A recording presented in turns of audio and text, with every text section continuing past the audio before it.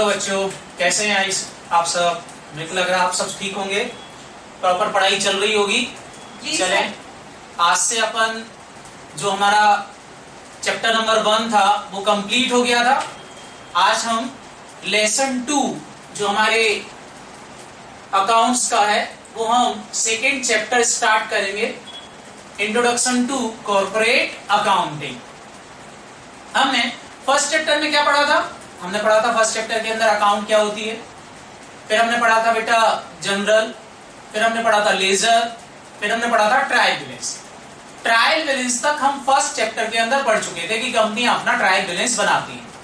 Second chapter के अंदर जो हमको डील करना है बेटा वो है आपका कंपनी के फाइनल अकाउंट्स की। कंपनी को अपने फाइनल अकाउंट्स कब बनाना पड़ेंगे, कैसे बनाना पड़ेंगे, कंपनी अपने फाइनल अकाउंट कैसे बनाएगी, उसको लेकर के लेसन नंबर 2 में हम अब डील करने वाले हैं। लेसन नंबर 2 जो सबसे पहले स्टार्ट होता है उसके अंदर सबसे पहले आपसे ये पूछते हैं कि आप ये बताएं क्या कंपनी को फाइनल अकाउंट्स बनाना या बुक्स ऑफ अकाउंट मेंटेन करना मैंडेटरी है? तो बिल्कुल बेटा, कंपनीज के लिए कंपनीज एक्ट 2013 ने फिक्स कर रखा है चैप्टर नंबर 9 में। चैप्टर नंबर 9 के अंदर सेक्शन 128 से लेकर के 138 के प्रोविजन कंपनी के फाइनल अकाउंट को लेकर के हैं और बुक्स ऑफ अकाउंट को लेकर के हैं कि कंपनी को अपनी बुक्स ऑफ अकाउंट किस तरह से मेंटेन करना है। चैप्टर नंबर 9 के अंदर प्रोविजंस दिए हुए हैं। नेक्स्ट पॉइंट आता है बेटा कि कंपनी को प्रोविजन के अंदर क्या दिया गया है, कंपनी के बारे में बताया कि कंपनी को बुक्स ऑफ अकाउंट कौन मेंटेन कराएगा, किसकी रिस्पॉन्सिबिलिटी है बुक्स ऑफ अकाउंट मेंटेन कराने की। इसके अलावा बुक्स ऑफ अकाउंट को किस तरह से मेंटेन किया जाएगा, बुक्स ऑफ अकाउंट मेंटेन हो जाएंगे तो फाइनल अकाउंट कैसे बनेंगे, उनका फॉर्मेट क्या होगा। तो बेटा फाइनल अकाउंट जो हमारे होते हैं उनका फॉर्मेट कंपनीज एक्ट ने फिक्स कर रखा है, वो कंपनीज को बनाना पड़ेगा अकॉर्डिंग टू शेड्यूल 3। शेड्यूल 3 के फॉर्मेट में कंपनी को अपने बुक्स ऑफ अकाउंट मेंटेन करना पड़ेंगे। इसके अलावा बेटा हमको शेड्यूल 2 भी पढ़ना है जो कि डेप्रिसिएशन पर है। तो हमको शेड्यूल 3 क्या है और शेड्यूल 2 क्या है। शेड्यूल 2 के अंदर डेप्रिसिएशन से रिलेटेड बातें लिखी हैं। डेप्रिसिएशन कौन सी मेथड से लगाएंगे, किस तरीके से डेप्रिसिएशन लगाएंगे। डेप्रिसिएशन लगाने की बेटा यहाँ पर बेसिकली कोई रेट वगैरह नहीं दे रही, यहाँ पर उन्होंने हर एक असेट की लाइफ को डील किया हुआ है कि किस असेट की क्या लाइफ होगी। मेथड्स कंपनी के मैनेजमेंट के ऊपर छोड़ रखी है कि जो मेथड आपको लगाना है वो मेथड लगाओ, लेकिन जब आप रेट ऑफ डेप्रिसिएशन यूज करो तो लाइफ रेट को कैलकुलेट करने के लिए आप शेड्यूल 2 वाली लोगे। शेड्यूल 3 के अंदर आपको कंपनी के फाइनल अकाउंट्स किस तरह से बनाएंगे वो दिया हुआ है। सर फाइनल अकाउंट मतलब बेटा, फाइनल अकाउंट मतलब बैलेंस शीट और P&L। कंपनी अपनी बैलेंस शीट और P&L कैसे बनाएगी ये दिया हुआ है। एक बात मैं आपसे बोलूं, proprietor, partner, partnership business, proprietorship business, ये जो बिजनेस होते हैं इन बिजनेस को फाइनल अकाउंट प्रिपेयर करना मैंडेटरी नहीं है कि वो फाइनल अकाउंट्स बनाए, P&L बनाए, बैलेंस शीट बनाए, लेकिन कंपनीज एक्ट में मैंडेटरी है। क्या सर उनको मैंडेटरी है ही नहीं? हो सकते हैं मैंडेटरी।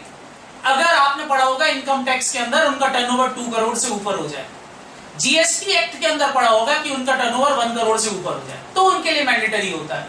बाकी उनके लिए मैंडेटरी नहीं है। लेकिन कंपनी के लिए भले उनका टर्नओवर 0, लेकिन फिर भी उनको अपने बुक्स ऑफ अकाउंट को मेंटेन करना पड़ेगा। It is mandatory. क्यों? क्योंकि कंपनीज एक्ट 2013 प्रोविजन देता है कि उनको अपने बुक्स ऑफ अकाउंट मेंटेन करना पड़ेंगे। अब इसकी बात उठती है बेटा फाइनल अकाउंट कौन मेंटेन करेंगे और कब मेंटेन करेंगे और कौन मेंटेन कराएगा। तो सेक्शन 129 प्रोविजन देती है कि कंपनी की जो एनुअल जनरल मीटिंग है वो एनुअल जनरल मीटिंग हो उसके पहले कंपनी को अपने फाइनल अकाउंट मेंटेन करना पड़ेंगे। कौन मेंटेन कराएगा? रिस्पॉन्सिबिलिटी किसकी बेटा? बोर्ड ऑफ डायरेक्टर की।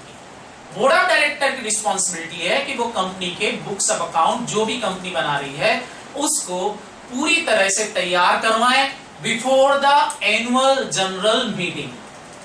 सर फाइनल अकाउंट में क्या आता है? फाइनल अकाउंट को बेटा यहाँ पर फाइनेंशियल स्टेटमेंट बोलते हैं। फाइनेंशियल स्टेटमेंट की सेक्शन अगर हम देखें तो हमको सेक्शन 2 सबसेक्शन 40 जो है कंपनीज एक्ट के अंदर प्रोविजन देती है कि हर एक कंपनी को अपने फाइनल अकाउंट बनाना पड़ेंगे और फाइनल अकाउंट्स के अंदर क्या क्या इंक्लूड होगा।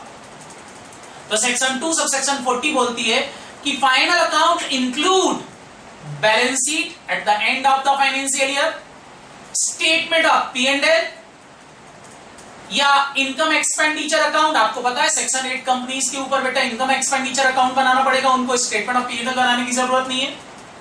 Cash flow statement, statement of change in equity if applicable और एक्सप्लेनेटरी नोट या नोट टू द अकाउंट्स।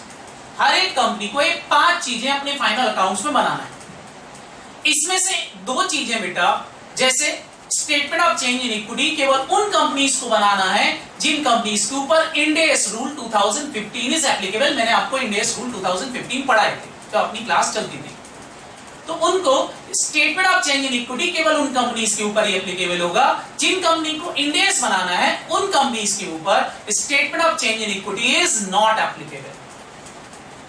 इसके अलावा हर एक कंपनी को कैश फ्लो स्टेटमेंट भी बनाना है, लेकिन कैश फ्लो स्टेटमेंट कुछ कंपनीज के लिए छूट दी हुई है कि कुछ कंपनी को कैश फ्लो स्टेटमेंट बनाने की जरूरत नहीं है।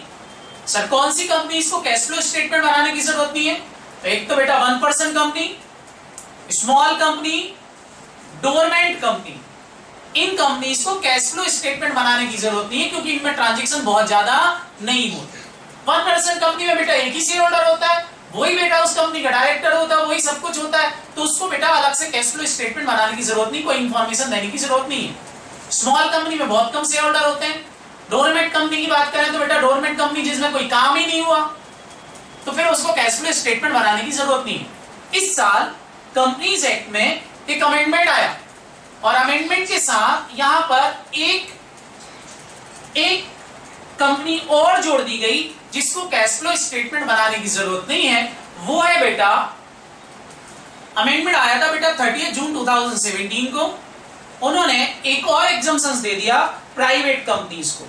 प्राइवेट कंपनी जिन्होंने जो कि स्टार्टअप कंपनीज हैं उन कंपनीज को भी कैश फ्लो स्टेटमेंट बनाने की जरूरत नहीं है। और देखा जाए तो 4 कंपनियां ऐसी हो गई जिनको कैश फ्लो स्टेटमेंट नहीं बनाना है। पहली फर्स्ट कंपनी आपकी हो गई कौन सी वाली बेटा? Small company, dormant company, 1% company या ओपीसी जिसको हम बोलते हैं, और एक प्राइवेट कंपनी जिसने अपना स्टार्टअप स्टार्ट किया, यह स्टार्टअप प्राइवेट कंपनी। इन कंपनीज को कैश फ्लो स्टेटमेंट बनाने की जरूरत नहीं। अब बेटा हम बात करते हैं सबसे पहले इस चैप्टर में हम क्या पढ़ने वाले हैं। इस चैप्टर में हम पढ़ने वाले बेटा कंपनी अपनी बैलेंस शीट कैसे बनाती है और P&L कैसे बनाएगी। तो हम अभी केवल 2 पार्ट ही बेटा इस चैप्टर के अंदर डील करेंगे फाइनल अकाउंट के, एक तो बैलेंस शीट और एक हमारा प्रॉफिट एंड लॉस अकाउंट या इनकम स्टेटमेंट। ये 2 चीजें बेटा हम यहां पर डील करने वाले हैं। सबसे इंपॉर्टेंट बात है कि सर क्या इनके फॉर्मेट फिक्स हैं? हाँ बेटा इनके फॉर्मेट फिक्स हैं। कंपनी को अपने final account according to schedule 3 या शेड्यूल 3 के फॉर्मेट में बनाना है, लेकिन शेड्यूल 3 क्या सारी कंपनीज के ऊपर एप्लीकेबल होगा? ये क्वेश्चन अराइज होता है कि शेड्यूल 3 क्या सारी कंपनीज के ऊपर एप्लीकेबल होगा? तो आंसर इज नो। कुछ कंपनीज के ऊपर schedule 3 is not applicable. Sir कौन सी कंपनी के ऊपर शेड्यूल 3 एप्लीकेबल नहीं होगा? तो पहली बेटा इंश्योरेंस कंपनी। इंश्योरेंस कंपनी के ऊपर शेड्यूल 3 इज नॉट एप्लीकेबल। क्यों? क्योंकि इनके ऊपर बेटा IRDA एक्ट लगता है और उनको IRDA ने अपने फॉर्मेट दे रखे हैं, उसी फॉर्मेट में उनको अपने फाइनेंशियल स्टेटमेंट बनाना पड़ता है। बैंकिंग कंपनी के ऊपर बेटा banking regulation act 1949 is applicable और उनको अपने फाइनल अकाउंट उनके शेड्यूल 3 के अकॉर्डिंगली बनाना है, हमारे कंपनीज एक्ट के शेड्यूल 3 के अकॉर्डिंगली नहीं बनाना है। इसके अलावा बेटा इलेक्ट्रिसिटी जनरेशन कंपनीज या सप्लाई वाली कंपनियां इनके ऊपर इलेक्ट्रिसिटी एक्ट 2003 इज एप्लीकेबल और उसके अंदर जो फॉर्मेट दिया है उसके अकॉर्डिंगली इनको अपने फाइनल अकाउंट बनाना है। लेकिन एक इंटरेस्टिंग बात बताऊं तो अभी तक जो इलेक्ट्रिसिटी एक्ट 2003 है उसमें कोई फॉर्मेट अवेलेबल नहीं है। इस कारण से इलेक्ट्रिसिटी कंपनी भी अभी शेड्यूल 3 ही अप्लाई कर रही है। लेकिन हाँ, कल को अगर इनका सेपरेट फॉर्मेट आ जाता है तो ये इसी फॉर्मेट में अपने फाइनल अकाउंट प्रिपेयर करेंगे। मतलब शेड्यूल 3 वाला जो फॉर्मेट है, जिस फॉर्मेट में हमको बैलेंस शीट और P&L बनाने का बोला गया है, वो बाकी सारी कंपनी के ऊपर लगेगा, इन कंपनीज को छोड़ के। इन कंपनीज के ऊपर schedule 3 is not applicable. Is that clear?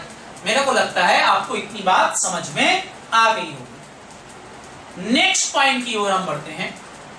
तो क्या बस सर शेड्यूल 3 फॉलो कर लें तो काम हो जाएगा? बेटा यहीं पर हमारा एक्ट जो है और भी बातें बोलता है। कंपनीज एक्ट बोलता है शेड्यूल 3 का फॉर्मेट यूज करो, इसके अलावा अदर स्टैट्यूटरी रिक्वायरमेंट भी पूरी करो जिससे आपके final account true and fair view represent करे। सर अदर स्टैट्यूटरी रिक्वायरमेंट क्या है? बोलते हैं अगर आपकी कंपनी के ऊपर एएस एप्लीकेबल होते हैं तो आपको अकाउंटिंग स्टैंडर्ड फॉलो करना है।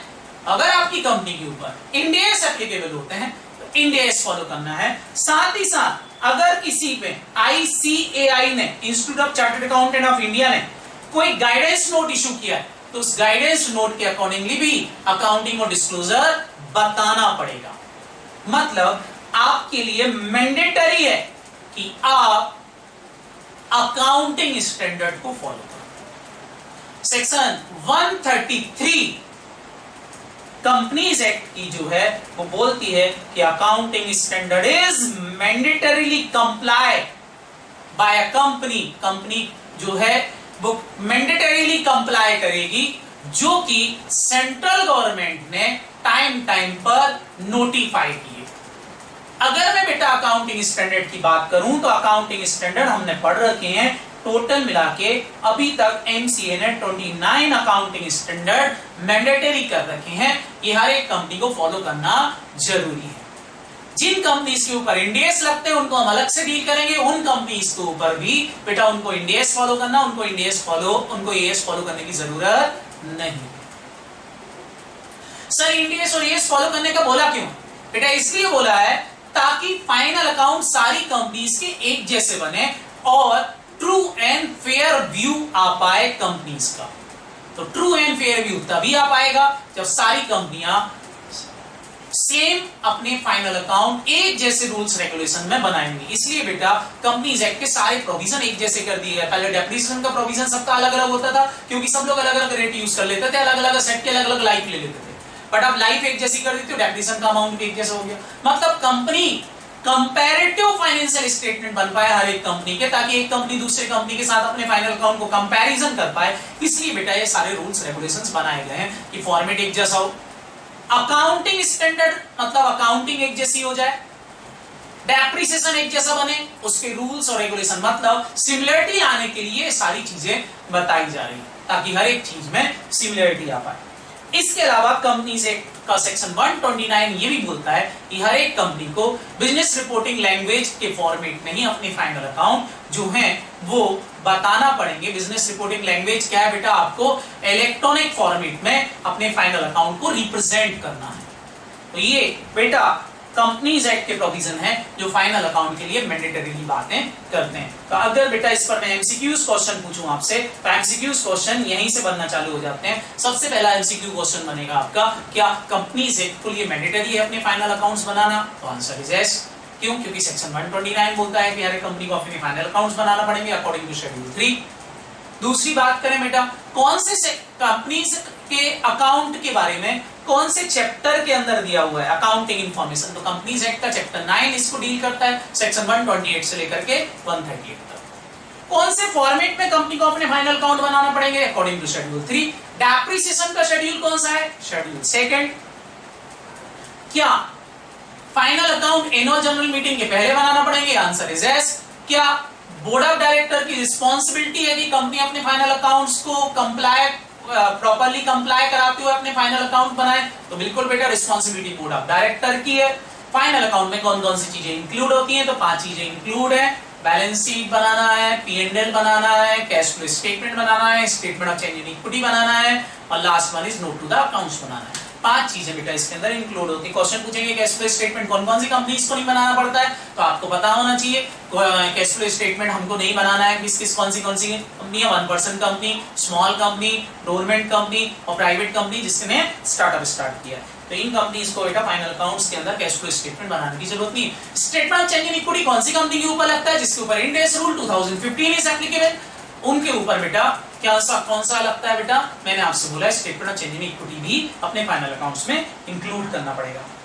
फाइनल अकाउंट ऐसे बनाना है जिससे बेटा ट्रू एंड फेयर व्यू आए। ट्रू एंड फेयर व्यू कब आएगा, जब बेटा फॉर्मेट जो है शेड्यूल 3 का फॉलो करोगे, एएस फॉलो करोगे, अकाउंटिंग स्टैंडर्ड को फॉलो करोगे, इंडियस को फॉलो करोगे।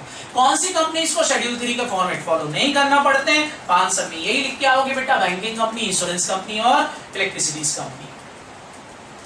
इसके अलावा कौन सा लैंग्वेज में बेटा रिप्रेजेंट करना है, तो रिपोर्टिंग लैंग्वेज जो होती है बिजनेस रिपोर्टिंग लैंग्वेज, उसमें आपको अपने फाइनल अकाउंट को रिप्रेजेंट करना अंडर सेक्शन 129। और ये रिपोर्टिंग कैसी होगी बेटा, तो मैंने आपसे बोला इलेक्ट्रॉनिक फॉर्म में या एनी भी फॉर्म में आप एक्सप्रेस करना है, आपको ये सारी चीजें पता होना चाहिए। अब आ जाते हैं बेटा हमारे शेड्यूल 3 पर, जो कि हमारा इस चैप्टर का पार्ट है। तो बेसिकली हमको देखा जाए तो सेकंड चैप्टर केवल और केवल आपको शेड्यूल 3 का फॉर्मेट ही डील करता है कि शेड्यूल 3 का फॉर्मेट कैसे होना चाहिए। तो सबसे पहला क्वेश्चन इसके अंदर अराइज होता है, शेड्यूल 3 के अंदर दिया क्या है। शेड्यूल 3 के अंदर बेटा बैलेंस शीट और P&L के फॉर्मेट दिए, बैलेंस शीट और P&L के फॉर्मेट शेड्यूल 3 के अंदर दिए। सर कैश फ्लो का फॉर्मेट शेड्यूल 3 में नहीं। नोट टू द अकाउंट, हाँ नोट टू द अकाउंट के बारे में बेटा गाइडेंस दी हुई है कि नोट टू द अकाउंट कैसे बनेंगे, वो भी शेड्यूल 3 के अंदर ही दिए हुए हैं। Sir statement of change in equity, statement of change in equity का फॉर्मेट शेड्यूल 3 के अंदर नहीं दिया हुआ। मतलब केवल बैलेंस शीट, P&L और नोट टू द अकाउंट्स कैसे बनाएंगे उसके बारे में गाइडेंस दिया हुआ है। शेड्यूल 3 जो है they divided in 3 division, 3 division में डिवाइडेड है। Division 1, division 2, division 3। डिवीजन 1 क्या बेटा, शेड्यूल 3 का डिवीजन 1 उन कंपनीज के लिए है जिन कंपनीज के ऊपर accounting standard rule 2006 is applicable, मतलब जो एएस फॉलो करने वाली कंपनियां हैं उन कंपनी के ऊपर। और मैंने आपको अकाउंटिंग स्टैंडर्ड रूल 2006 पढ़ा है, मैंने आपको पढ़ा रखा है कि जो कंपनियां एक प्राइवेट कंपनी है और जिसकी नेट वर्थ 250 करोड़ रुपए से कम है या 250 करोड़ तक है, उन कंपनीज के ऊपर एएस रूल इज एप्लीकेबल, उनको एएस फॉलो करना है। लेकिन अगर उन्होंने एक बार भी इंडियस फॉलो कर लिया तो फिर वो दोबारा से एएस फॉलो नहीं कर पाएंगी, उनको डिवीजन 1 के फॉर्मेट में अपने फाइनल अकाउंट्स बनाना पड़ेंगे। जिन कंपनीज के ऊपर Indians rule 2015 is applicable, Indians rule 2015 is applicable, उन कंपनीज को अपने फाइनल अकाउंट डिवीजन 2 के फॉर्मेट में बनाना पड़ेंगे। सर डिवीजन 2 में भी बैलेंस शीट P&L दिए हैं, हाँ बेटा डिवीजन 2 में भी बैलेंस शीट P&L और नोट टू द अकाउंट्स के फॉर्मेट दिए हुए हैं।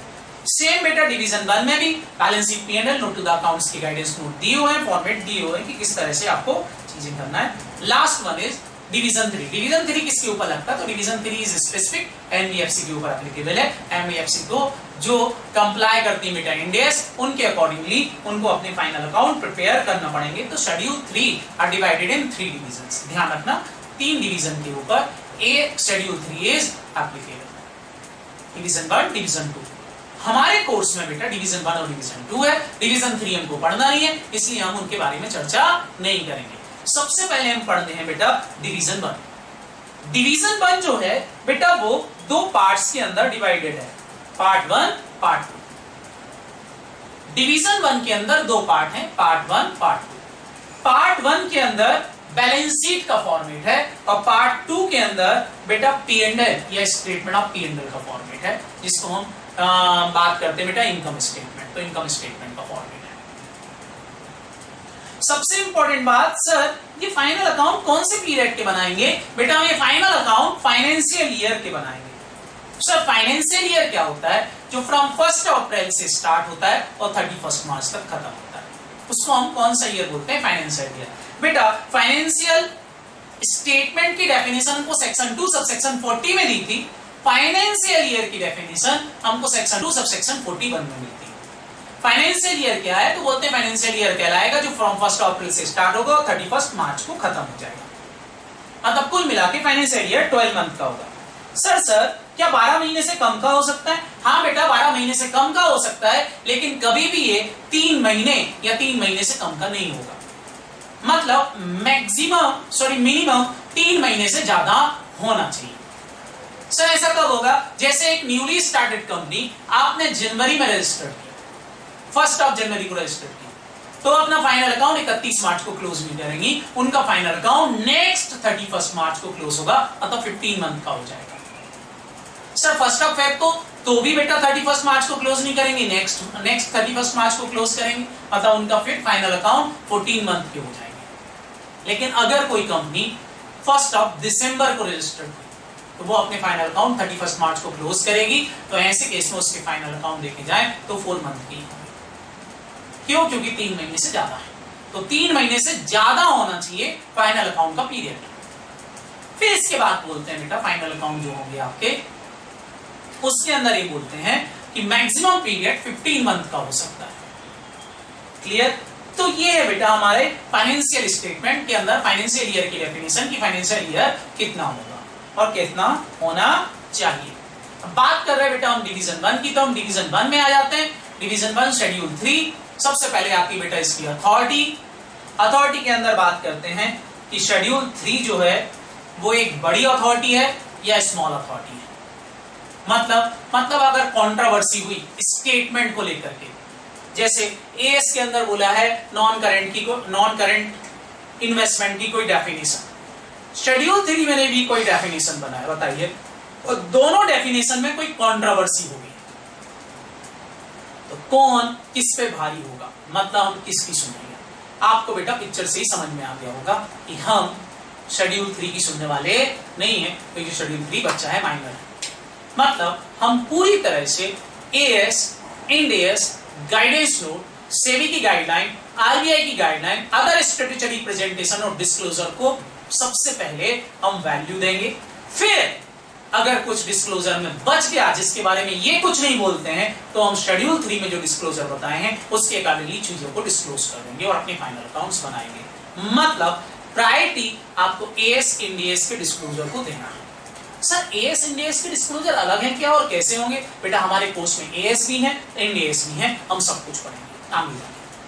बट इंपॉर्टेंट अभी हम पढ़ रहे हैं शेड्यूल 3। शेड्यूल 3 के अंदर डिस्क्लोजर की कौन कौन सी बातें बताई हुई हैं, वो सारी इंफॉर्मेशन आपको शेड्यूल 3 के प्रोविजन के अकॉर्डिंगली डील करना है। मतलब सर शेड्यूल 3 एक छोटी अथॉरिटी है? हाँ बेटा। इसका मतलब सर हम क्या इसके फॉर्मेट को चेंज कर सकते हैं? बिल्कुल चेंज कर सकते हो, अगर एएस के प्रोविजन इससे कॉन्ट्रोवर्शियली इशू करते हैं। सर इसमें कोई हम नई गाइडलाइन, नया हेड, नए प्रोविजन डाल सकते हो, अगर किसी एएस ने बोला है डिस्क्लोजर का तो आप इसमें नई लाइन, नई हेडलाइन भी लिख सकते हो। मतलब हेड, सब हेड शेड्यूल 3 के आप चाहो तो चेंज कर सकते हो, अगर एएस और इंड एएस होता है। सर एएस, इंड एएस नहीं बोलता लेकिन मैं चेंज करना चाहता हूं तो नहीं कर सकते। चेंज तभी कर सकते हो जब आपको एएस या इंड एएस के प्रोविजंस चेंज करने का बोलते हैं, तो आप एक नई हेड या नया सब हेड शेड्यूल 3 में स्टेब्लिश कर सकते हो, नहीं तो स्टेब्लिश नहीं कर सकते। जैसा है वैसा ही फॉलो करोगे, चेंज कर सकते हो अगर एएस और शेड्यूल 3 में कंट्रोवर्सी हो गई है या शेड्यूल 3 किसी बात को लेकर के साइलेंट है, तो आप एएस के प्रोविजन जोड़ करके इसको चेंज कर सकते हो। That is important of schedule 3। तो आपको इतनी बातें आई थिंक समझ में आ गई होंगी कि आपको शेड्यूल 3 के प्रोविजन किस तरह से डील करना है। दूसरी इंपॉर्टेंट बात आती है सर, शेड्यूल 3 में जब हम फाइनल अकाउंट लिखते हैं तो बेटा कंपनीज के जो अकाउंट होते हैं वो तो थाउजेंड्स ऑफ करोड़, लैक्स इस तरह से होते हैं। तो फिर क्या करेंगे? तो बेटा शेड्यूल 3 ने राउंडिंग ऑफ रूल बताया हुआ। ये रूल के अंदर प्रोविजंस बताए हैं कि आप किस तरह से अपने जो डेसिमल के पॉइंट के बाहर के नंबर्स हैं उनको आप किस तरह से राउंडिंग आप करोगे, उसके कुछ रूल्स बताए हुए हैं। रूल्स क्या बताए हुए हैं बेटा? रूल्स बताए हैं कि अगर आपका turnover less than 100 crore rupees है तो आप नियरेस्ट 100, थाउजेंड्स, लैक्स, मिलियंस में जो डेसिमल आ रहे हैं उनको आप राउंडिंग ऑफ कर सकते हैं। अगर आपका टर्नओवर 100 करोड़ रुपीस या उससे ज्यादा है तो आप नियरेस्ट लैक्स, मिलियंस और करोड़ के अंदर जो डेसिमल आ रहे हैं उनको आप राउंडिंग ऑफ कर सकते हो। They are a rule. ये हमारे रूल्स बताए हुए हैं। जैसे फॉर एग्जांपल मान लो आपका आ रहा 1 करोड़ 50 लैक्स 70,000, तो आप 1 करोड़ 50 लैक्स को 1.5 करोड़ लिख सकते हो। इस तरीके से बेटा आपको राउंडिंग ऑफ करना है। क्लियर? सर 1 करोड़ 50 लाख 70,000 आ रहा था तो बेटा आपका 7 आ रहा है तो आप इसको चाहो तो 1 करोड़ 50 को 1.6 भी लिख सकते हो, उसमें कोई प्रॉब्लम नहीं। राउंडिंग ऑफ इधर आपको पता है 5 से ऊपर है तो हम बेटा इधर अंक बढ़ा देते हैं, 5 से नीचे है तो हम अंक छोड़ देते हैं। वैसा आप राउंड ऑफ कर सकते हो। There are rounding off rules जो शेड्यूल 3 ने बताए हैं। आप इस तरीके से राउंडिंग ऑफ कर सकते हो।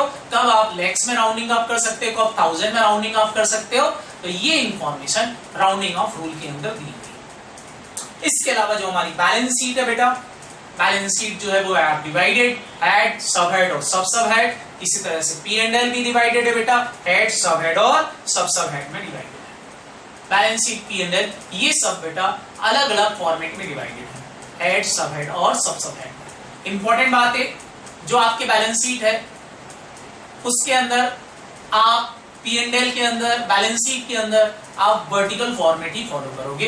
हॉरिजॉन्टल फॉर्मेट इज डिलीटेड, मतलब T फॉर्म में बैलेंस शीट नहीं बनेगी, स्टेटमेंट फॉर्मेट में बैलेंस शीट बनेगी, स्टेटमेंट फॉर्मेट में P&L बनेगा। और जब स्टेटमेंट फॉर्मेट में बैलेंस शीट P&L बनाओगे तो आपको उसके अंदर हेड, सब हेड और सब हेड को डिनोट करना पड़ेगा, लिखना पड़ेगा। सर ये हेड, सब हेड क्या? यही बात तो बेटा हमको बैलेंस शीट में सीखना है और एग्जाम में क्वेश्चन इन्हीं हेड, सब हेड और सब हेड पर पूछे जाते हैं। यही बातें बेटा हमको इस चैप्टर के अंदर डील करना है। बड़ा, उससे छोटा, फिर सबसे छोटा। इस तरीके से बेटा आपको डिस्क्लोजर करना है। लाइक में एक छोटा सा एग्जांपल लूं, जैसे बिल्डिंग में कहां दिखाऊंगा, तो बिल्डिंग को बैलेंस शीट के अंदर हेड होगा उसका नॉन करेंट असेट्स, सब हेड होगा फिक्स असेट, सब हेड होगा प्रॉपर्टी, प्लांट एंड इक्विपमेंट। उसके अंदर मैं बिल्डिंग को दिखाऊंगा, जिसको हम पहले टेंजिबल असेट्स बोलते थे। इस तरीके से बेटा आपको अपनी हेड, सब हेड और सब हेड को दिखाना है, तब जाके बेटा बैलेंस शीट का फॉर्मेट पूरा होगा। तो अब हमको जो पढ़ना है बेटा बैलेंस शीट का फॉर्मेट करना है। आज मैं बेटा क्लास यहीं खत्म कर रहा हूं। आज हमारा फर्स्ट डे है, इसलिए मैंने केवल आधे घंटे की रिकॉर्डिंग की है। कल से आपको पूरी 1 घंटे की रिकॉर्डिंग मिलेगी। ओके बेटा, बाय बाय।